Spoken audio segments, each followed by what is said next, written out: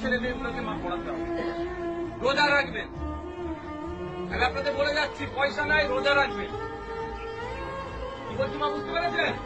অর্থের অভাবে পড়াতে পারছি না, রোজা রাখবেন, খাবেন না সারাদিন, তাও ছেলে মেয়েগুলোকে পড়ান। আর নাহলে আজকে একটা তামান্না গেছে, দেখবেন পুরো গ্রামটা শেষ করে দেবে। আমাদেরকে দিয়ে আমাকে মারাবে, বাইরের লোক আসবে না মারতে আমাকে দিয়ে আমার লোককে মারাবে, কারণ আমার শিক্ষা কম।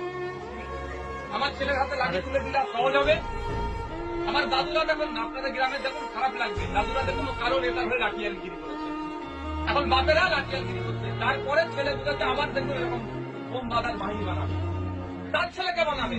আর নেতার ছেলে উনি নেতা ছিলেন, এমএলএ, তার মেয়ে এমএলএ হয়ে গেল, তার ছেলে মেয়ে দেখবেন আবার ব্রিটিশরে মেয়ে হবে।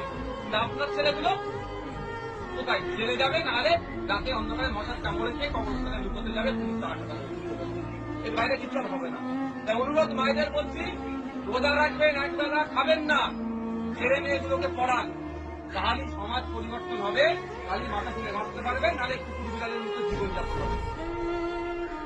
এর বাইরে আর কিছু হবে না, কুকুর বিড়ালের মতো জীবনযাপন হবে।